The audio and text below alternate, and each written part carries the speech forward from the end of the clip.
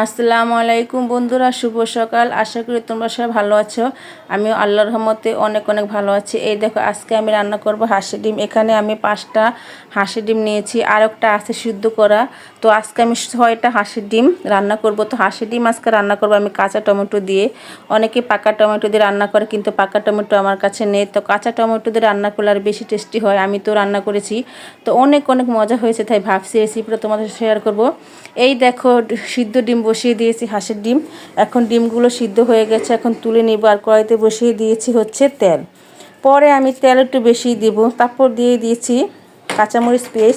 এখন পেঁয়াজটা আমি ভালো করে ভেজে নিব। বন্ধুরা, ভিডিওটা ভালো লাগলে প্লিজ একটা লাইক, একটা কমেন্ট, একটা সাবস্ক্রাইব করে দেবে, কেননা তোমাদের একটা লাইক, একটা কমেন্ট, শেয়ার আমাকে সামনের দিকে এগিয়ে নিতে সাহায্য করবে আর আমার ভিডিও বানাতে উৎসাহিত করবে। এই দেখো, এখন পেঁয়াজটা ভালো করে আমি ভেজে নিয়েছি। এখন দিয়ে দিব হচ্ছে হলদি ফাঁকি, মরিচ ফাঁকি, স্বাদ মতো লবণ আর ধনিয়া গুঁড়ো। এখানে আমি 2 চামচ হলুদ ফাঁকি, 2 চামচ মরিচ ফাঁকি, 1 চামচ ধনিয়া গুঁড়ো, স্বাদ মতো লবণ দিয়েছি। তো এখন আমি দিয়ে দেব সামান্য পানি। পরে মশলাটা আমি ভালো করে কষিয়ে নেব, কারণ মশলা যদি ভালো করে কষানো না হয় তাহলে একটা হলুদের ভাব থাকে। তো এখন দিয়ে দিয়েছি আমি আদা বাটা।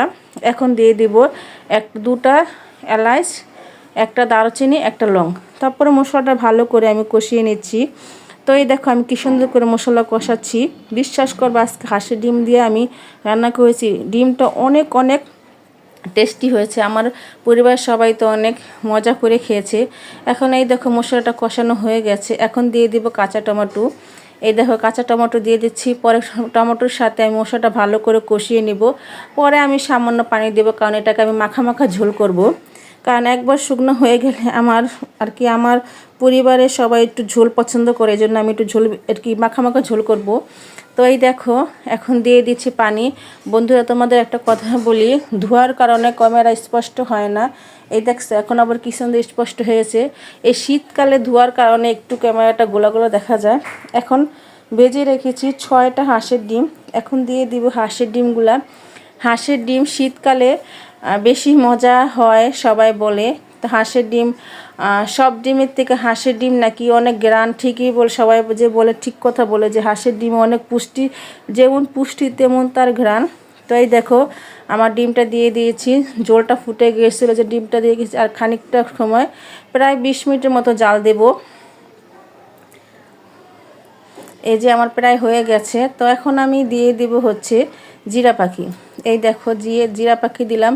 এখন একটু দিয়ে দিব ধনেপাতা, কালারের জন্য আমি একটু ধনেপাতা দিব, বেশি দেব না, সামান্য দিব। এই দেখো, দিয়ে দিচ্ছি ধনেপাতা। বন্ধুরা, তোমরা একবার হলে বাসায় ট্রাই করবে, রেসিপিটি অনেক অনেক টেস্টি হয়। আমি তো রান্না করেছি, আমার কাছে ভীষণ ভালো লেগেছে, অনেক অনেক মজা লেগেছে। তো এই দেখো, কি সুন্দর দেখাবে এখন হাঁসের ডিম কাঁচা টমেটো দিয়ে। আর দেখছো কালারটা দেখছো কী সুন্দর হয়েছে, আমার তো দেখেই জিভে জল চলে এসেছে। তো কার কার জিভে জল চলে এসেছে এখনই কমেন্টে জানাবে, আর একবার হলে বাসায় ট্রাই করে। বন্ধুরা, দেখছো কী সুন্দর কালার। তো ভিডিওটা দেখার জন্য তোমাদের সবাইকে অসংখ্য ধন্যবাদ। তোমরা সবাই ভালো থাকবে, সুস্থ থাকো, আমার পাশে থেকো। আল্লাহ হাফেজ।